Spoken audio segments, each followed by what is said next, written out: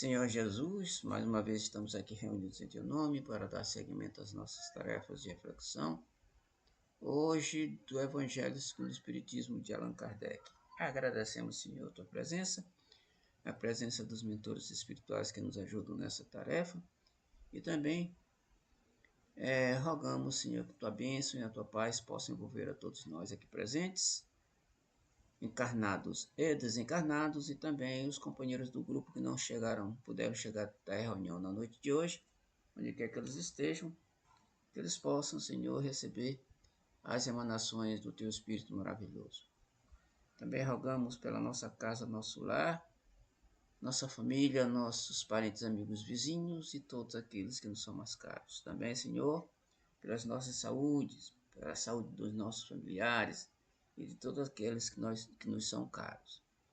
Por último, Senhor, rogamos que a Tua bênção e a Tua paz possam ser derramadas sobre o nosso planeta e sobre o nosso país, que ambos estão passando por algumas dificuldades, Senhor, e gostaríamos que Tu nos ajudasse nessa tarefa. Sendo assim, nesse estado de paz, harmonia e tranquilidade, pedimos a permissão para dar por iniciado o nosso trabalho de reflexão da noite, rogando que a Tua paz seja conosco, hoje, agora, amanhã e sempre. Que assim seja.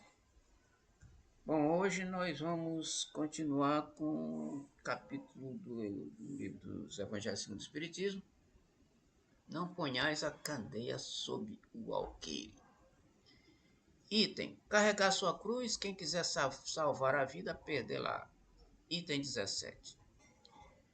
Benditosos sereis quando os homens vos odiarem e separarem, quando vos tratarem injuriosamente, quando repelirem como mal o vosso nome por causa do Filho do Homem. Jubilai nesse dia e ficai em transportes de alegria no céu, visto que era assim que os pais deles tratavam os profetas. São Lucas, capítulo 6, versículo 22 e 23. Item 18. Chamando para perto de si o povo e os discípulos, disse-lhes: Se alguém quiser vir nas minhas pegadas, renuncie a si mesmo. Tome a sua cruz e siga-me. Porquanto aquele que se quiser salvar a si mesmo, perder-se-á. E aquele que se perder por amor de mim e do Evangelho, se salvará. Com efeito, de que serviria um homem ganhar o mundo todo e perder-se a si mesmo? São Marcos, capítulo 8, versículo 34 a 36. São Lucas, capítulo 9, versículo 23 a 25. E Mateus, capítulo 10, versículo 38 a 39. E São João, capítulo 12, versículo 25 e 26. Então, esse pedaço, esse texto aqui, esse texto é citado nos 4 evangelhos, para ver a importância do texto. Vamos à interpretação do texto. Rejubilai-vos de Jesus, quando os homens vos odiarem e perseguirem por minha causa, visto que sereis recompensados no céu. Podem traduzir-se assim essas verdades. Considerai-vos ditosos quando haja homens que, pela sua má vontade para convosco, vos deem ocasião de provar a sinceridade da vossa fé. Porquanto, o mal que vos façam redundará em proveito vosso. Lamentai-lhes a cegueira, porém, não os maldigais. Depois acrescenta: Tome a sua cruz aquele que me quiser seguir, isto é, suporte corajosamente as tribulações que sua fé lhes acarretar, dado que aquele que quiser salvar a vida e seus bens, renunciando-me a mim, perderá as vantagens do reino dos céus, enquanto os que tudo houverem perdido neste mundo, mesmo a vida, para que a verdade triunfe, receberão na vida futura o prêmio da coragem, da perseverança e da abnegação de que deram prova. Mas aos que sacrificam os bens celestes aos gozos terrestres, Deus dirá: já recebestes a vossa recompensa.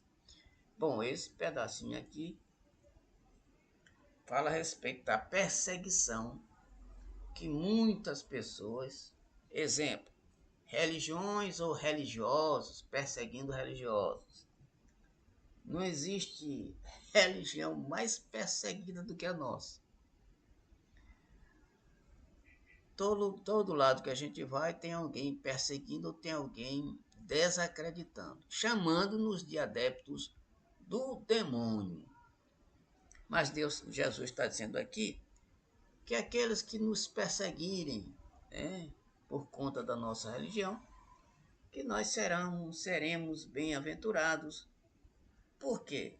Na verdade, a gente sabe, segundo Kardec, que todo aquele que está com a verdade não precisa perseguir.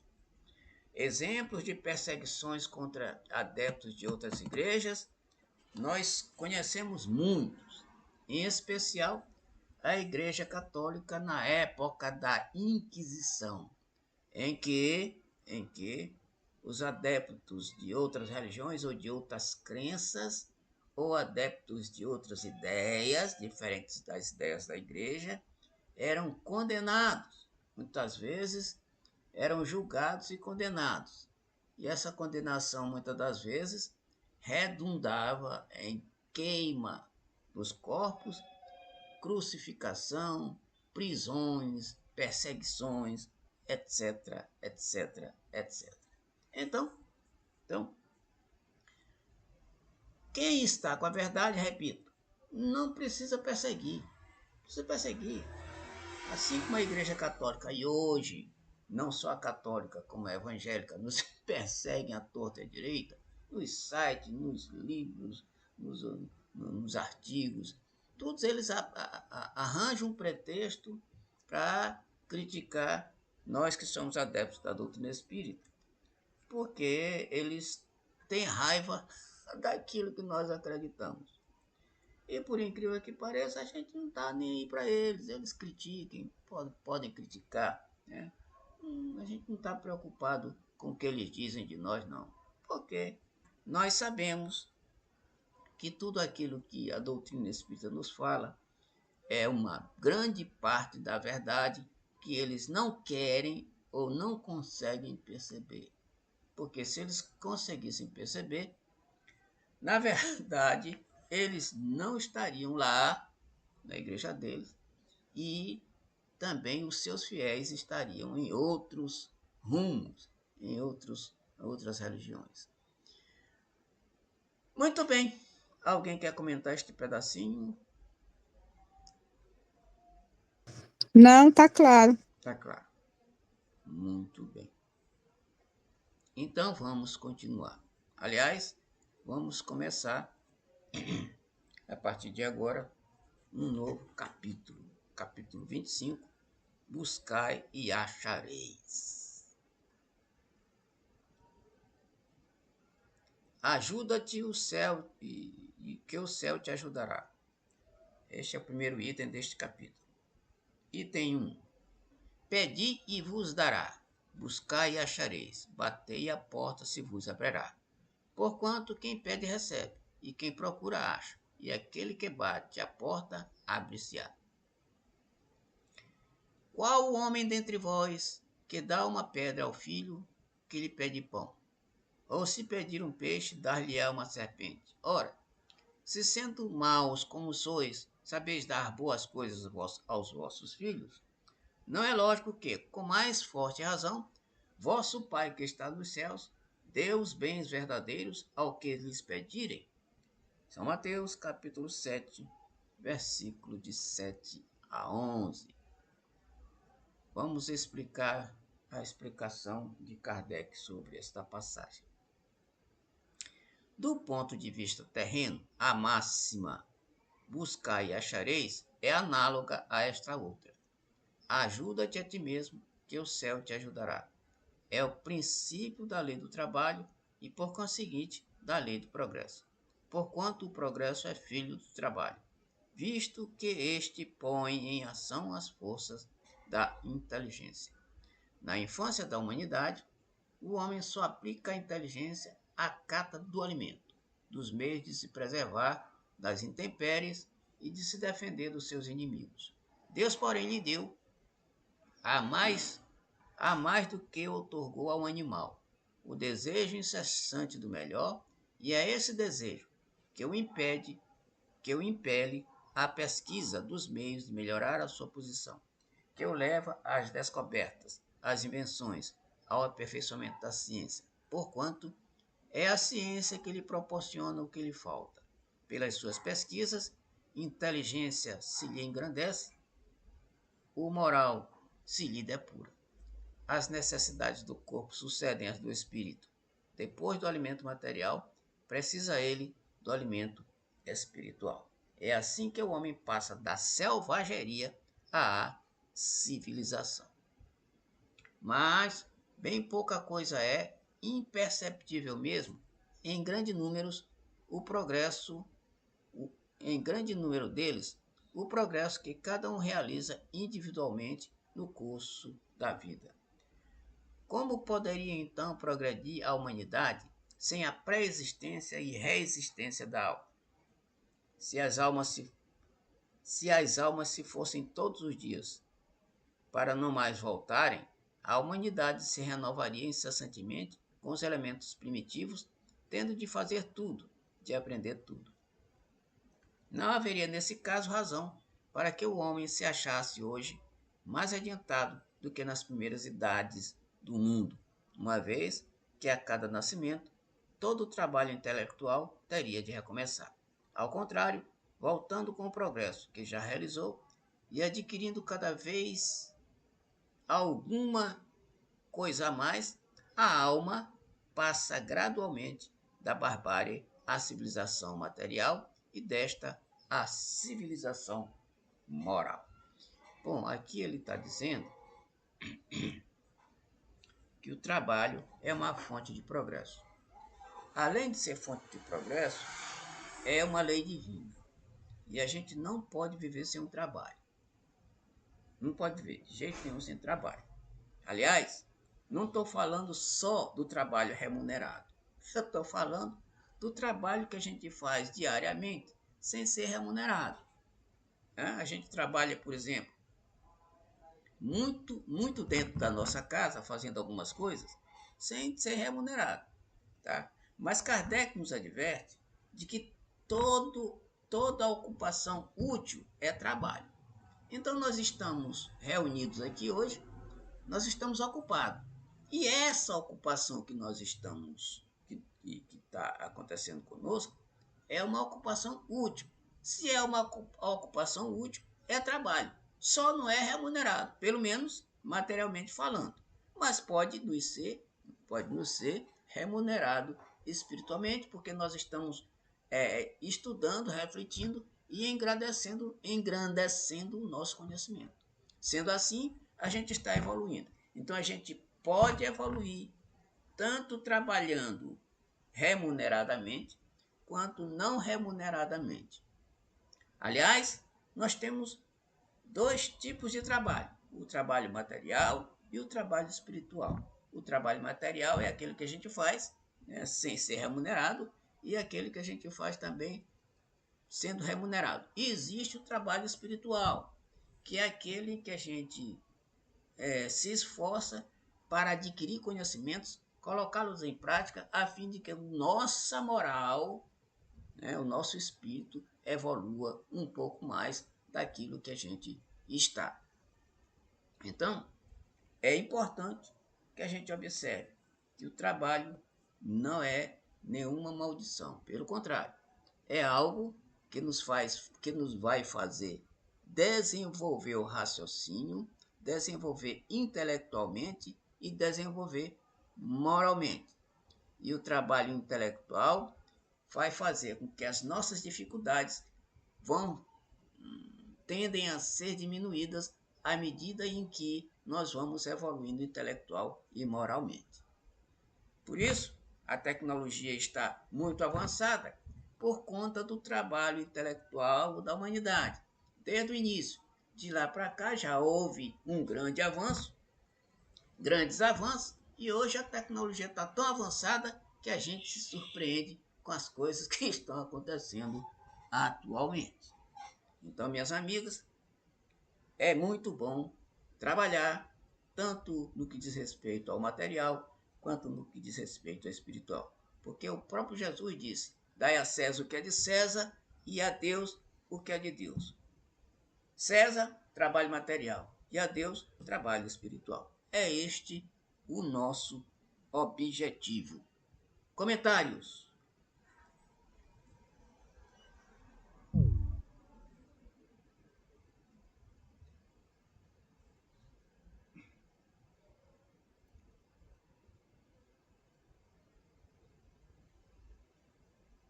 Muito bem, ninguém quer comentar?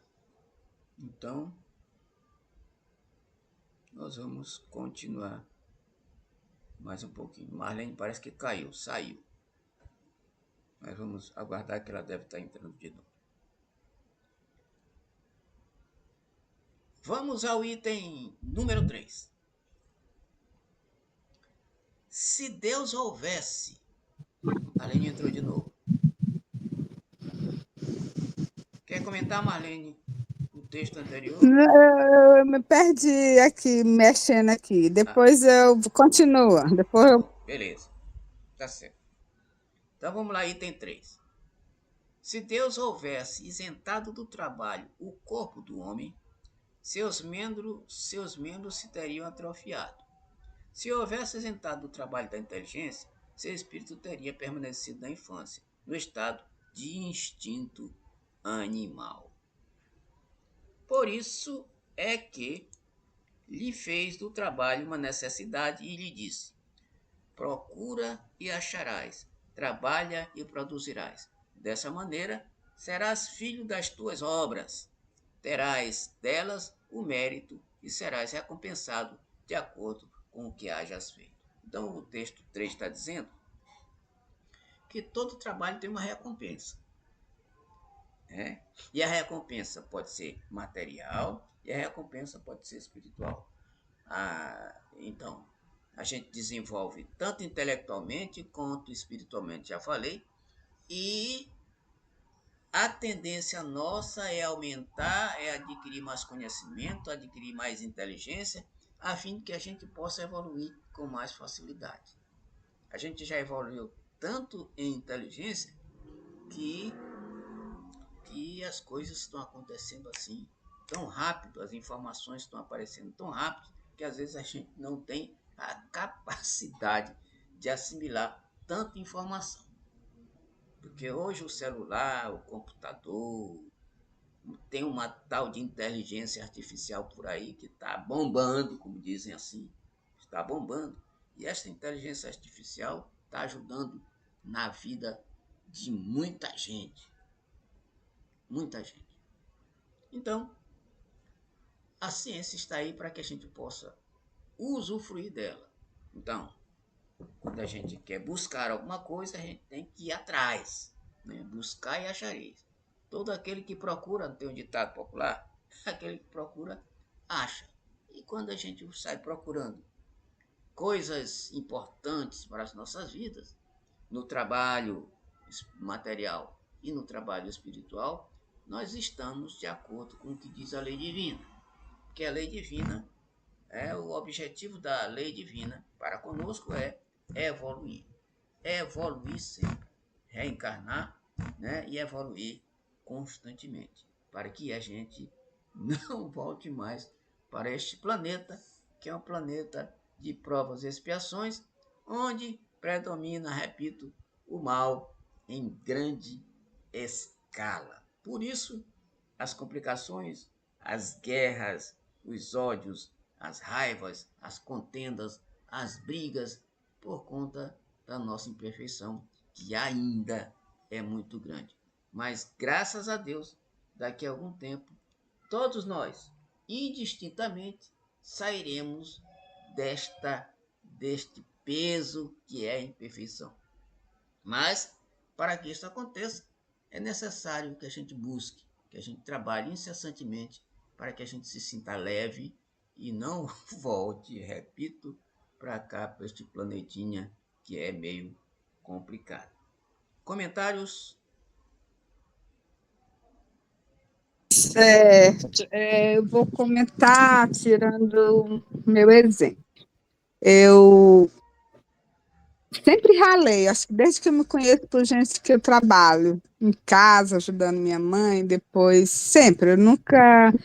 E antes de ser espírita, eu sempre sonhava com aquele tempo que eu ia desencarnar, ia descansar bastante. Eu sempre pensei assim, eu vou trabalhar, vou trabalhar, vou trabalhar, mas um dia eu vou descansar, vou descansar, vou descansar. E quando você estuda o espiritismo, você descobre e aí fica sempre aí ficou um grande choque assim, né? Nem choque, é a realidade, né?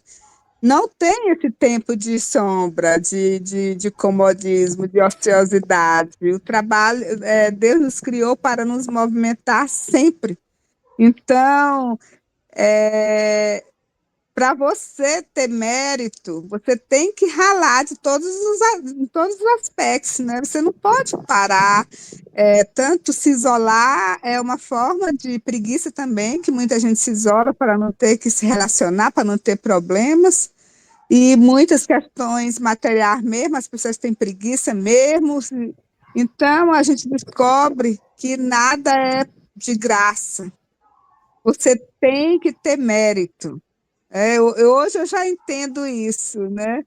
Porque, na verdade, eu achava muito assim que que Deus devia dar tudo para a gente de mão beijada logo. Você rala um tempo ali, mas depois você tem tudo bacana. E a gente descobre que não. Outra coisa interessante que eu descobri também é que tudo que a gente aprende, às vezes eu já me achava velha para adquirir novos conhecimentos, e a gente descobre no Espiritismo, como nós somos eternos, todo conhecimento vai para o nosso backup. Então, ele não está perdido. Então, eu posso estudar sempre, trabalhar, eu já sei que tem que trabalhar sempre. E a gente percebe que quanto mais a gente evolui, mais a gente sente a necessidade de trabalhar para o próximo, mais a gente ama o próximo e ama a Deus e quer ajudar. Então, essa realidade é um choque a princípio, mas a gente vai acostumando, né? Que as coisas não são fáceis, não, né? Quem estiver pensando que são fáceis como a maioria das pessoas pensam, está enganado. Era isso. Muito bem. Então, como Marlene falou, a gente continua trabalhando mesmo do lado de lá. Depois de desencarnado, a gente continua. Não para nunca. Até porque, olhem só, o universo é um constante movimento, constante trabalho. E além disso, Jesus nos disse certa vez de que meu pai trabalha até hoje incessantemente e eu também. Ou seja, ninguém está parado. Quando a gente pensa que está parado, a gente está se movimentando de alguma forma. Está todo mundo aí em casa sentadinho, eu estou sentado, o Valdirene está sentado, Marlene está sentada. Nós não estamos parados, mesmo assim. Nós estamos em movimento, até porque o planeta Terra está em movimento. Além do planeta Terra estar em movimento, o sistema solar está em movimento, o Sol está se movimentando, ou seja, são vários movimentos e a gente não pode ficar parado nessa situação e também não pode ficar parado com relação ao trabalho. Até porque, até no sábado, como é proibido em outras igrejas trabalhar, a gente trabalha, porque Jesus trabalhava no dia de sábado e, inclusive, ele foi questionado, né, com relação a isso. E sendo questionado com relação a isso, Jesus deu as suas justificativas e os escribas e fariseus, né, tiveram que engolir o ensinamento. Então é isso que a gente precisa perceber. Porque algumas coisas que acontecem na Bíblia e algumas coisas que outras religiões adotam são coisas estranhas, esquisitas. Bom, vamos lá ao exemplo. Tem uma passagem em Números, no Antigo Testamento, em que um homem, um idoso, estava carregando lenha de um lado para o outro. De um lado para o outro. Os israelitas observaram aquilo e acharam estranho, porque ele estava carregando lenhas num dia de sábado, que é um dia, segundo a lei divina, lá no Antigo Testamento, de que no sábado é dia de descanso, não se pode trabalhar. Prenderam o cara e resolveram esperar Moisés para saber o que eles iam fazer com o homem que estava trabalhando no dia de sábado, carregando lenha de um lado para outro. Quando Moisés chegou, consultaram Moisés e Moisés disse: eu vou consultar Deus para saber o que a gente pode fazer com o homem. Resultado: Moisés foi consultar Deus. Olha só que coisa interessante, meninas. Moisés foi consultar Deus. Quando voltou, veio com a resposta, dizendo que Deus tinha mandado apedrejar o homem até a morte, porque ele estava trabalhando no dia de sábado. Que eles deveriam tirar o homem que estava preso no templo e ser apedrejado do lado de fora até a morte. Agora, pode um negócio desse? Como é que esse Deus, né, Valdirene? Aquele Deus, né, Marlene? Aquele Deus lá do Antigo Testamento dá uma determinação dessa que é extremamente esquisita e vai, inclusive, de encontro ao seu mandamento: não matarás. Como é que ele poderia justificar esta atitude? Aliás, o Deus, como foi falado em reunião anterior, o Deus inclusive se irava, ficava com raiva. E a gente inclusive teve um comentáriozinho aqui a respeito se Deus tinha sentimento, se Deus sentia raiva, qual era o sentimento que Deus tinha. Então, é isso. Deus não pode, tá? Segundo a doutrina, não pode ter sentimento de raiva, porque não pode ser Deus. Aí falou a respeito da semelhança que Valdirene tocou no assunto na reunião passada. Nós somos semelhantes a Deus em espírito. A nossa semelhança a Deus é em espírito, né? Por isso é que Deus disse lá no Antigo Testamento, esse Deus lá do Antigo Testamento: derramarei do meu espírito sobre toda a carne. Então, este espírito que ele derrama sobre toda a carne é que é o que nós temos de semelhante a Deus, que é, na verdade, a parte espiritual. Porque Deus é espírito. Então, assim que acontece. Então, no trabalho, nós estamos dispostos a desenvolver, repito, nossa mentalidade para que a gente possa evoluir. Repito, tanto materialmente falando, quanto espiritualmente falando. Mais alguém quer comentar? Então vamos lá. Item 4.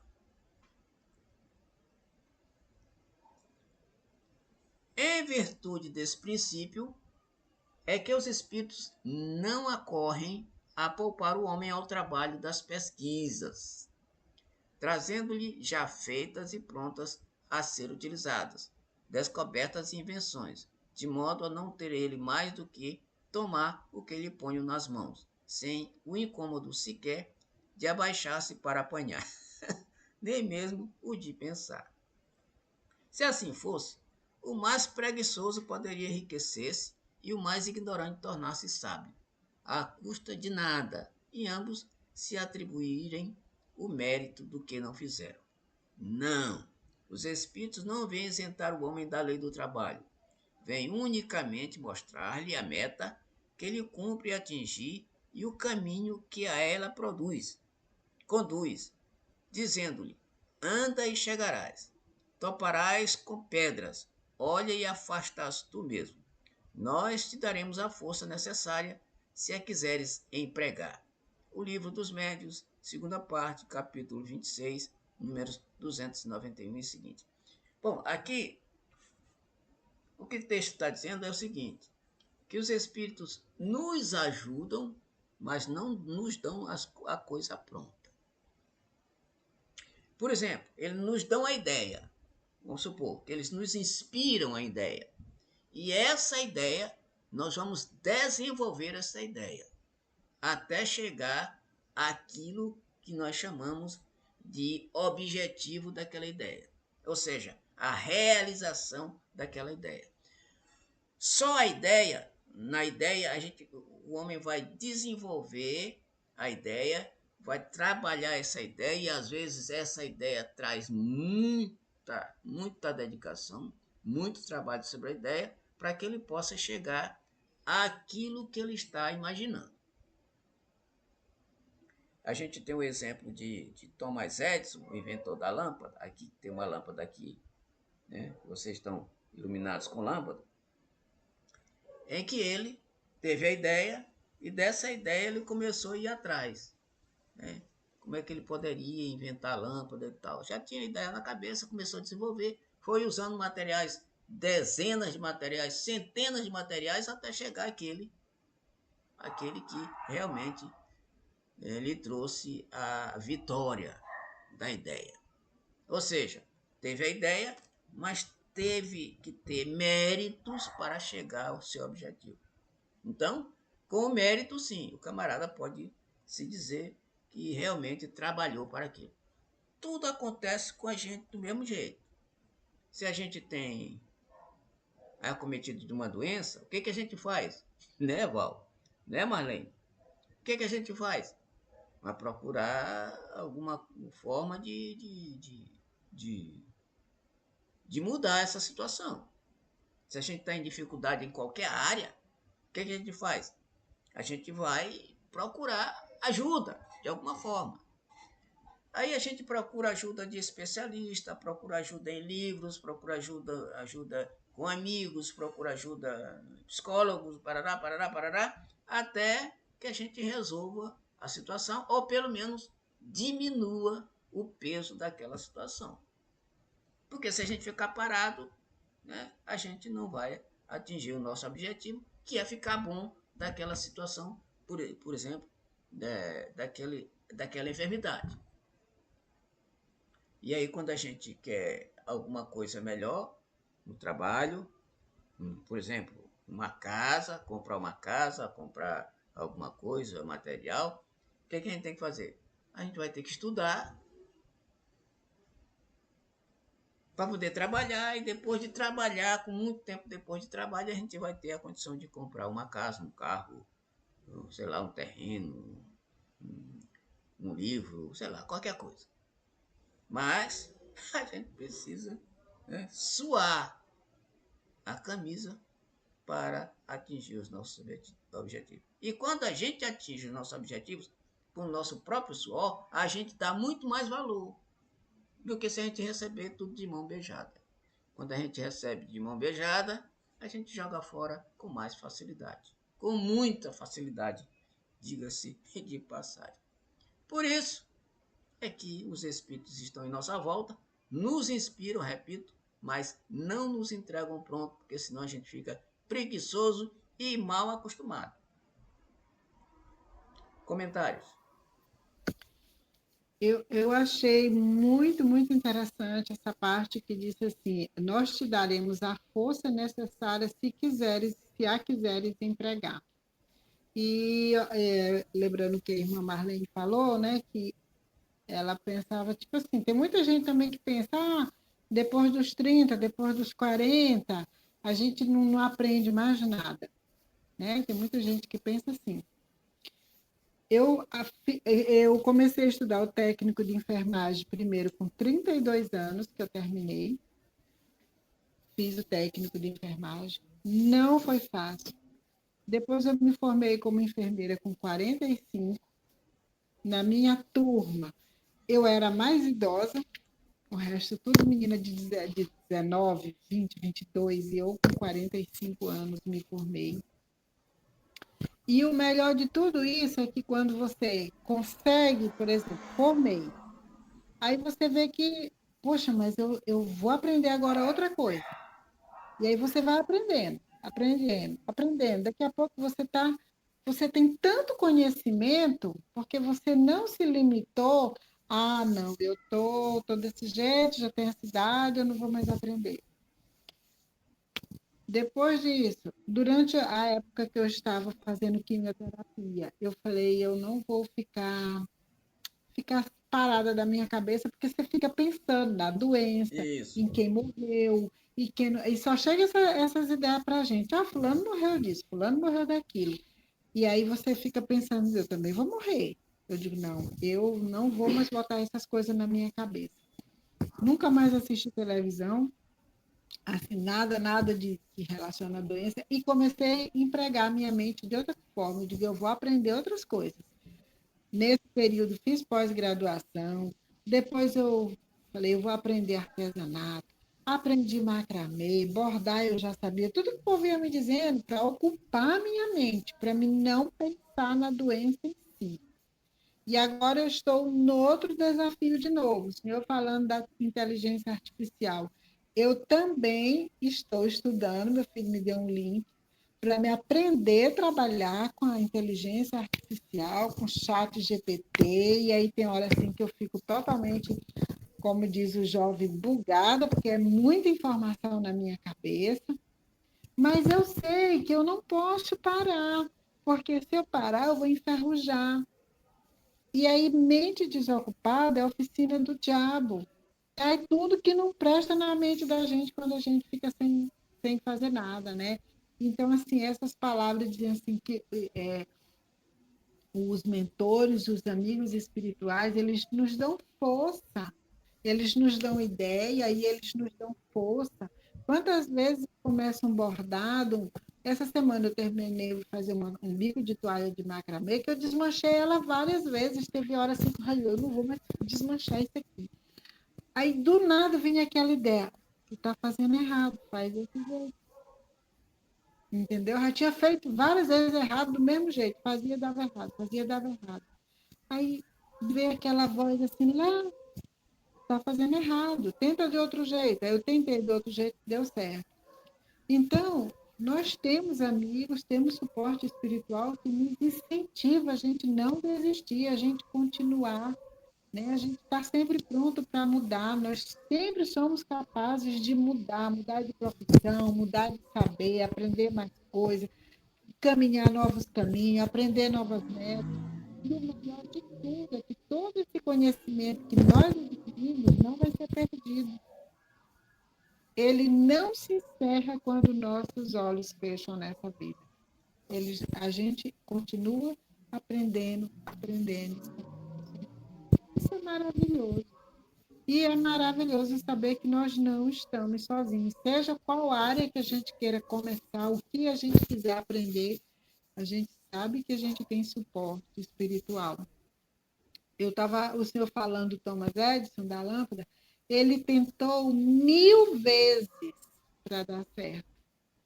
Se nós tivéssemos essa perseverança nos nossos desafios, pelo menos 20% a gente teria êxito em todas as nossas empreitadas, né? A pessoa tentou 1000 vezes fazer um projeto e esse projeto dava errado. 1000 vezes não é pouca coisa, não. Mas ele não desistiu. E hoje a gente temos a bênção de ter a lâmpada aqui à nossa disposição. Em qualquer lugar do mundo tem um poste lá com uma lâmpada. Tudo isso porque ele foi perseverante. E é uma lição para a gente também ser perseverante. Mesmo que no começo seja difícil, vai difícil mesmo, desmancha, começa de novo, dá um tempo, esfria a cabeça e volta de novo. É isso aí. Marlene? É isso mesmo, concordo. Beleza. Então, o que Valdirene acabou de dizer é que esses grandes gênios da humanidade, esses camaradas, nos dão um exemplo de dedicação total àquilo que eles querem. Em qualquer área, qualquer gênio da humanidade em qualquer área. Por exemplo, inclusive os grandes missionários. Qual é o objetivo deles? A espiritualidade. Então, o que eles faziam? Eles faziam o seguinte: acontecesse o que ele acontecesse, o objetivo deles estava traçado, eles tinham que chegar e chegavam àqueles objetivos. Jesus, Buda, Allan Kardec, Joana d'Arc, João Rus, Sócrates, etc. Esses grandes personagens da humanidade, eles tinham objetivos traçados. E esses objetivos, eles não saíam. Eles podiam morrer. Olha só, mesmo que eles morressem, mas eles estavam determinados a atingir os objetivos.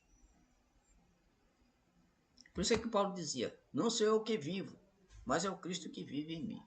Ou seja, o objetivo dele era o Cristo. E chegou e aconteceu. O objetivo desses grandes missionários, dos grandes gênios, grandes escritores, eles são assim. Às vezes, por exemplo, tem um escritor aí que escreveu um livro, O Médico e o Monstro. Robert Louis Stevenson. Escreveu o livro O Médico e o Monstro. Ele é escritor, um dia ele estava dormindo, cochilou, dormindo. De repente ele acordou com a ideia do livro na cabeça. De alguma coisa na cabeça, e dessa ideia ele escreveu um livro, que é muito famoso esse livro. Ou seja, os espíritos nos ajudam, nos dão as inspirações, e a gente, como grande missionário, ou grande cientista, ou aquele que sabe batalhar, ir atrás das suas coisas, vai lá, batalha até conseguir. Enquanto não consegue, não sossega. Este é o nosso objetivo, e estes são os exemplos que estes grandes caras nos trazem, a fim que a gente também seja perseverante ao máximo. Então vamos lá, continuando. Item número 5. Do ponto de vista moral, essas palavras de Jesus significam: pedi a luz que vos clareie o caminho e ela vos será dada. Pedi a força para resistirdes ao mal e as tereis. Pedi a assistência dos bons espíritos e eles virão acompanhar-vos e como o anjo de Tobias vos guiarão. Pedi bons conselhos e eles não vos serão jamais recusados. Batei a nossa porta e ela se vos abrirá. Mas pedi sinceramente, com fé, confiança e fervor. Apresentai-vos com humildade e não com arrogância, sem o que sereis abandonados às vossas próprias forças, e as quedas que derdes serão o castigo do vosso orgulho. Tal o sentido das palavras: buscai e achareis, batei e abre-se-vos-á. Belo texto. Então, olha só. Toda vez em que a gente está com dificuldades, a gente deve pedir ajuda. Em especial aos espíritos protetores, aos nossos anjos de guarda. Então, meu Deus, como é que eu faço para resolver essa situação? Como é que eu faço para sair desta situação? Como é que eu faço para escolher determinado caminho? Eu tenho 2, 3 caminhos a seguir, estou em dúvida. Ô Senhor, como é que eu faço para resolver a situação? Depois que a gente se humilha, né? Ora e pede assistência, eles vão nos dar a intuição daquele caminho que a gente deve seguir. Se é o caminho da direita, se é o caminho do centro, se é o caminho da esquerda. Porque eles, depois da nossa prece, nós aumentamos a nossa vibração até atingi-los.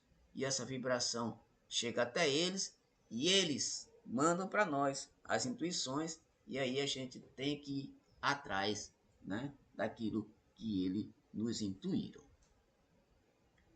E isto realmente, minhas amigas, é uma maravilha, porque nós estamos rodeados de testemunhas, quer dizer, nós estamos rodeados de espíritos em nossa volta e eles nos atendem, qualquer que seja o pedido. Seja o pedido para o bem, seja o pedido para o mal. Porque os espíritos obsessores, os imperfeitos, estão em volta.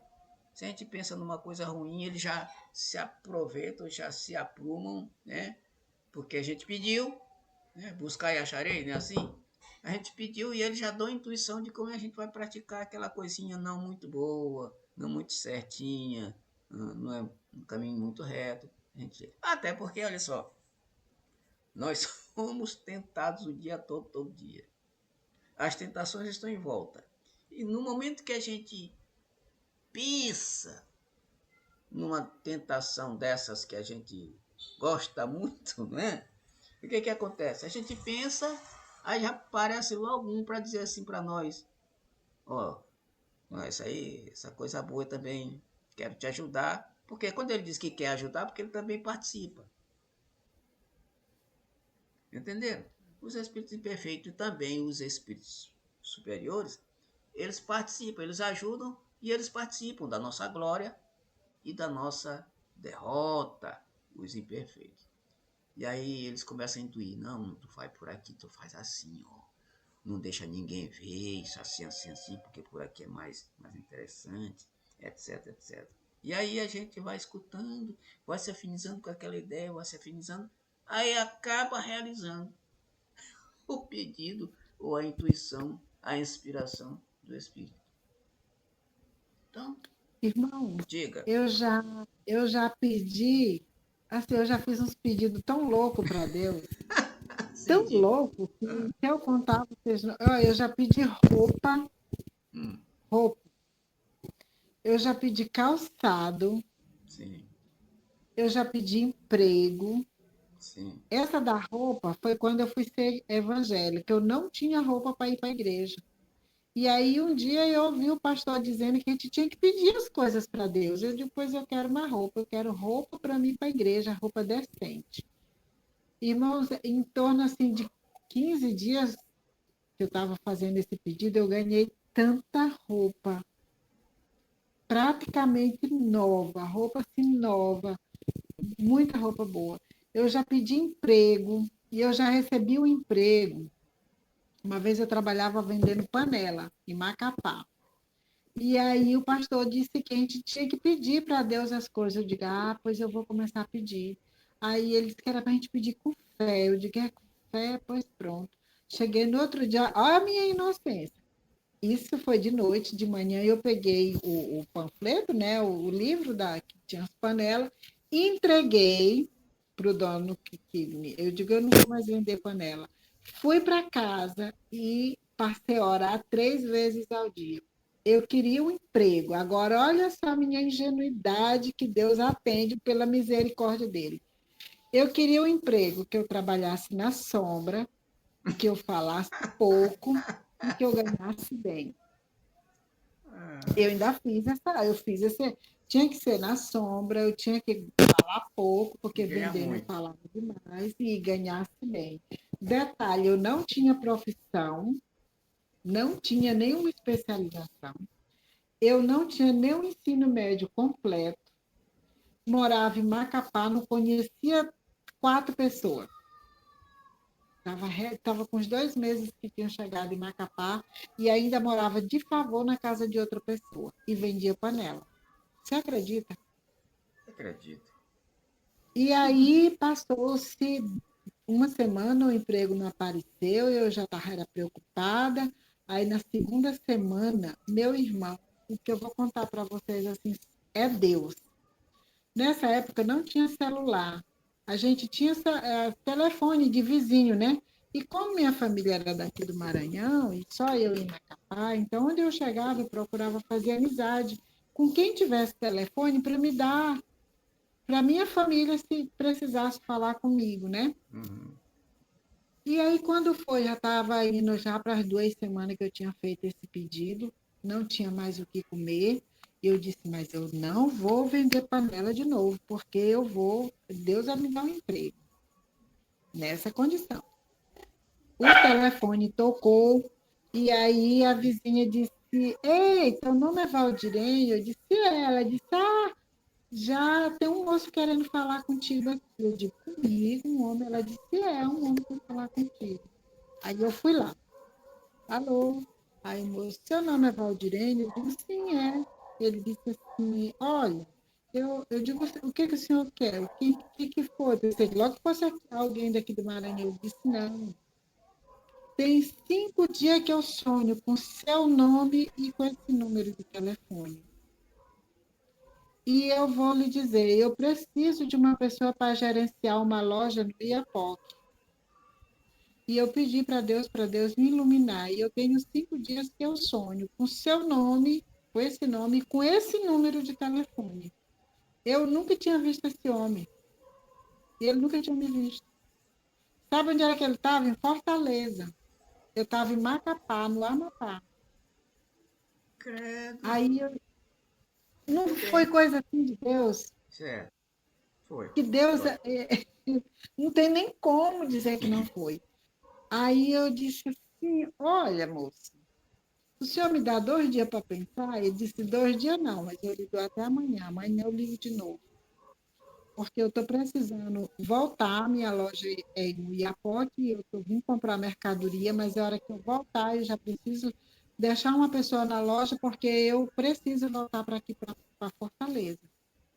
E aí, quando ele desligou, aí não tem o teste de Gideão, Sim. vocês lembram o Sim. teste que Sim. Gideão fez, Sim. né, do chumaço? Aí eu dobrei meu joelho, desliguei o telefone, meu coração a mil.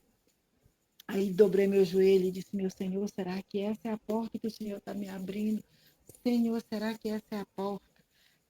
Jesus me deu uma prova. Aí eu ainda pedi outra prova. Olha só como que chega a descrença, né? Eu digo: me deu uma prova que essa é a porta. Eu vou lá na casa da irmã da escola dominical. Ela não sabe da história, só eu e o Senhor sabe. Se ela tocar em qualquer assunto de trabalho e mandar eu ir, eu vou saber que foi você. E assim eu fiz. Cheguei na casa da irmã, a irmã me convidou para orar, né? Vamos orar. Você chega na casa da irmã, vamos orar. Aí na oração, ela terminou de fazer a oração, ela disse: minha irmã, deixa eu lhe dizer uma coisa, eu não sei o que está acontecendo, mas eu tenho uma mensagem vinda de Deus para você agora. Aí eu pensei comigo: é um negócio. Aí eu digo: por diga. Ela disse assim: olha, eu recebi uma ordem dizendo que é para você ir. Agora eu não sei o que você deve saber, mas me disseram aqui que era para você ir. Eu digo: tá bom, irmã, eu já sei o que é. Nem ela sabia. E aí, quando foi no outro dia, o homem ligou e eu fui com ele para o Iapoque e ele foi me ensinar a fazer conta. Ele ainda passou um mês comigo no Iapoque, Uhum. me ensinando a fazer conta, me ensinando a fazer recibo, me ensinando a botar preço em mercadoria. Enfim, trabalhei com o seu Pedro Varejão 1 ano e meio e eu não sabia absolutamente nada de loja, nada de nada, não sabia nem fazer conta bem.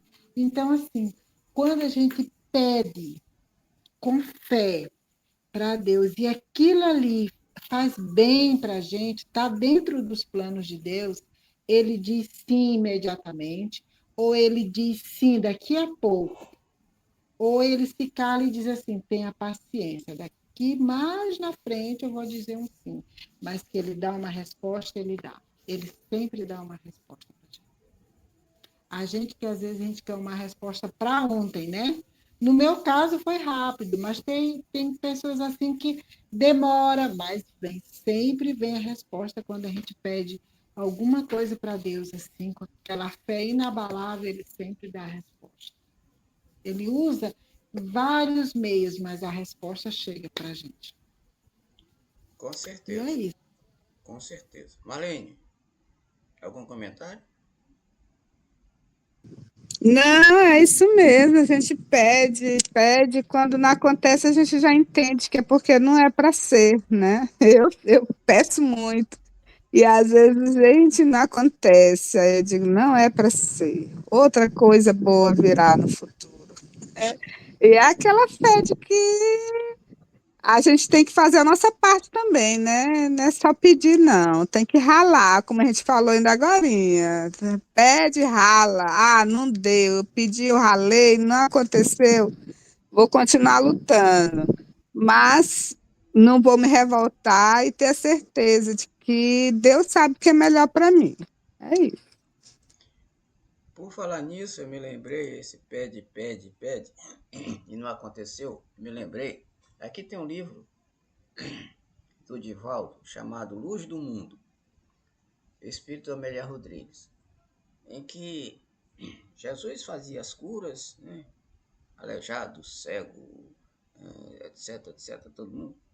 E um dia uma mulher, Jesus estava em determinado local, uma mulher, sabendo que Jesus ia passar por aquelas bandas, resolveu aproveitar a oportunidade para entrar em contato com Jesus e pedir que ela fosse curada porque ela tinha um problema nas pernas. Resultado, no dia da aglomeração, porque Jesus, a gente sabe que Jesus, para onde ele ia, uma multidão ia atrás dele. Uma multidão. E nesse dia, Jesus apareceu por lá e ela se aproximou e tal, levaram ela até a presença de Jesus. E Jesus olhou para ela e perguntou: o que tu queres que eu faça? Aí ela disse assim: eu queria que o Senhor me curasse. E Jesus, qual o pedido dela? Eu queria que o Senhor me curasse. E Jesus olhou para ela e disse assim: eu vou te dar coisa melhor. Virou as costas e foi embora. E a mulher ficou decepcionada. Ué, é que o camarada cura todo mundo e não me cura. Eu pedi encarecidamente e tal, ele não me cura. Resultado, ela costumava tocar, ela cantava e tocava, e aí não entendeu o que Jesus quis dizer. E o tempo foi passando, ela começou a perceber que ela estava com uma disposição muito intensa para tocar e ajudar e cantar para aquelas pessoas que eram do mesmo jeito, que tinham o mesmo problema do que ela, né? Tinha os problemas nas pernas, etc., que ela tinha esse tipo de doença. A alegria interna começou a florar da mulher e ela entendeu depois de algum tempo realmente que Jesus deu para ela era muito melhor do que a cura do corpo. Curou, logicamente, a moça do espírito, porque ela pediu uma coisa e recebeu outra muito melhor. É no caso, o caso de Valdirene aqui também, que deve ter pedido uma coisa e recebeu coisa bem melhor. Assim como acontece também com todos nós. Muito bem, mais algum comentário? Não, né? Não. Tá. Então, nós vamos ficar por aqui e vamos solicitar que uma das meninas faça a prece de encerramento. Quem fez na sexta-feira, deixa que a outra faça. Manoel, Val, Eu faço. vamos lá. Estou de olhos fechados. Senhor Jesus, gratidão, Pai querido, por essas horas que estamos aqui estudando. Possamos colocar diante de Ti, Senhor, a nossa solicitude, nossos pensamentos, nossos caminhos, nossas decisões, nossas vidas. E confiar, Senhor, plenamente, que nunca estamos sozinhos, que o Senhor é o mestre das nossas vidas e que o Senhor sempre vai prover coisas melhores para seus filhos. Nem que não seja no nosso tempo, mas que nossa confiança seja pautada nos teus pés, porque tu és a nossa rocha. Abençoa cada um de nós, dos integrantes do grupo, aqueles que não puderam estar presentes, o Senhor conhece o motivo. Esteja visitando a cada um, falando de seu amor, Pai querido. Muito obrigado, Senhor, pela oportunidade que nós temos de cada dia mudar, cada dia te colocar à frente das nossas situações e sabermos, Senhor, que não estamos sozinhos, que a nossa confiança possa ser crescente nas pequenas coisas que nós possamos saber e ter essa confiança que nunca estamos sozinhos. Fique conosco, nos dê uma boa noite, uma noite de sono reparador para nós, nossos familiares, nosso vizinho, nossa cidade, nosso país. Eu que te peço e agradeço em nome do Senhor Jesus. Assim seja. Assim seja. Boa noite, Marlene. Boa noite, Val. Boa noite. Bom Boa final de noite, durma semana. com Bom Deus. final Bom de final semana de para semana. vocês e até na Boa próxima. eleição. Tchau, Com tchau. Para todos nós. sabedoria. Para todos nós. Tchau, tchau. Boa noite. Boa noite.